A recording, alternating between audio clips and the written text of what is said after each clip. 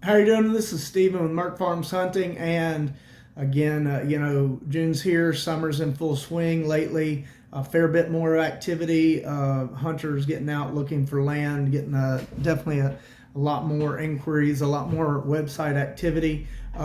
Pretty much past the slow time. That turkey season's in May. May gets real slow as far as hunters really trying to get a place, but definitely June is here and it's kind of picked back up, rocking and rolling. I would say a little bit more even activity as far as hunter inquiries go than this time last year. So it seems like there's more people looking out there for sure. Gonna jump right in though to kind of a weekly tract update of a tract that's open and that I like. And this one is brand new open. Really excited.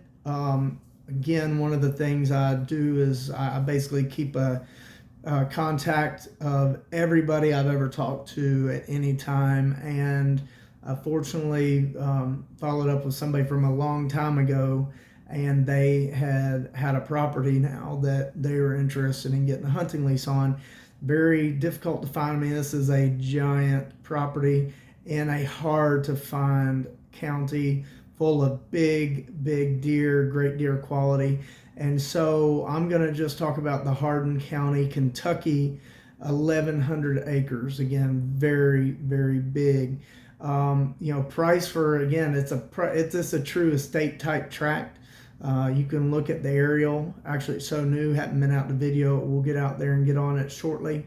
But it's an estate type tract, 1,100 acres. Again, another owner, like owners more and more, they kind of know what prices are.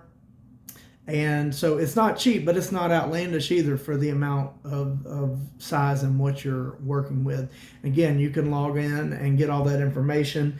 Again, I don't jump into prices because prices change over time. And that's just the bottom line. So people going back and looking at these, it's like, oh, well, this price, that price, especially if a landowner jumps on here, and these videos are a couple years old now, and they'll be like, oh my gosh, that's freaking crazy. I'm not calling him at all and getting his advice because he don't know anything.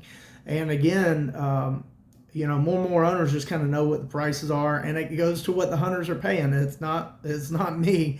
I'm just a professional that tries to balance everybody and keep the balls rolling, and people that don't like doing it for themselves, doing it for them. But even then, I'm pretty much on the up and up about what's going on, because it's stupid for me to do any other way. Because I even had a couple accounts not that long ago where landowner just wanted to give somebody else a shot because they alleged they could get 30% higher than any price I had gotten. Again, good luck. I try to keep a little handle on it, but I'm sure some properties that may be possible. So again, that's hunter and hunter behavior. And again, I think it was more of a speculative outfitter, probably going to try to outfit what they like, and then their book of outfitting, go back and contact clients that tend to have more money and try to flip the other couple tracks that were available. But again, so you look at the prices on the website, it's just reality for what hunters are out there paying. And maybe not you, maybe not your group, or maybe you're one person, obviously can't afford 1,100 acres. But it's you see a price, it's because what's going on pretty much at the moment. Also, don't do prices much, because although prices are very stable, there may be a time where, the video, it's one price, and then if it's 2 months down the line, I may have adjusted it, may have brought it down $500 because I know the owner's cool with that range and everybody will be happy. Or sometimes it'll go up. Honestly, that's why I encourage people to visit a property or get a property leased if they see it, even sometimes before I get there. Because I can tell you, I finally got around to videoing a property that's been available this year. It had leased but didn't renew. And it's been available for a good bit of this year. And, this person looked, and that person looked, and this part, somebody even allegedly were going to send a check in on it, and then they disappeared. Which unfortunately happens due to various types of, in my opinion, passive fraud or just outright mind changing. But I just moved one up. It wasn't much, but I moved one up like $200 just not long ago, because I was able to get to it, look at it, video it, and was like, oh man, this, when somebody sees this, they're gonna really it's a lot of better value here than just what that aerial shows. So again, I haven't been to this Hardin County, Kentucky tract yet. It's so brand new. Look forward to getting out to it, but I like it again because I know the area. Big giant deer in Hardin County, Kentucky. Hard to find 1,100 acres, and then just all the stuff on it. I mean, a lot of woods. A lot of these farms, man, they go busting those woods and clean them right up. A lot of woods in important areas. Anytime I've been over it in other videos, you can get what I call the puzzling of woods and crops. It's going to be fabulous, to where the woods and crops, it looks like a puzzle rather than blocks or squares or circles. And this is a puzzle and a half.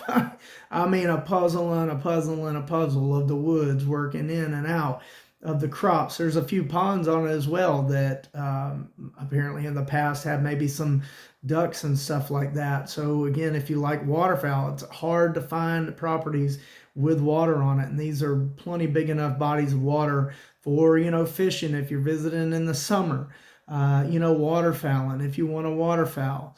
Also typical for my owners, just more, kind of absentee, as long as everybody's professional, kind of not really going to be up in business, has a barn on it, is open and okay to RVs and things like that, open and okay to, as long as it makes sense, working with the land a little, as long as it's not interfering with the big money, which are, still going to be the crops and agriculture.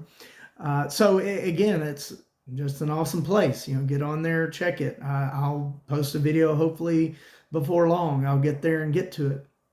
And again, as you see, if you're on the website, I have this in my highest rated category of tract rating system. I've got this listed as likely. Well, the biggest thing is it meets the criteria that is the most important. It's big enough to actually have a likely chance of having a good deer. 1,100 acres, that's big enough to start really being able to have an effect on the harvesting practices, the genetics, and starting to have a secure enough area to where you can kind of control a little bit of what's going on. Some deer are still going to roam wider than that, and some deer are going to roam onto it. But 1,100 acres in a good area is going to give you a likely chance right off the bat. It's just hard to find tracts of land that are big enough east of the Mississippi, really, to even have a likely chance based upon size. But all things added up, the crops, the water, the size, the area history, this is going to be a likely place for you to have a good shot at really big deer, especially if you get in it and work with it a couple years. So this is Steven with Merk Farms Hunting. I'm just going over an open tract right now, Hardin County, Kentucky, that I really like. And of course, there's others open now. Just log on and check it out.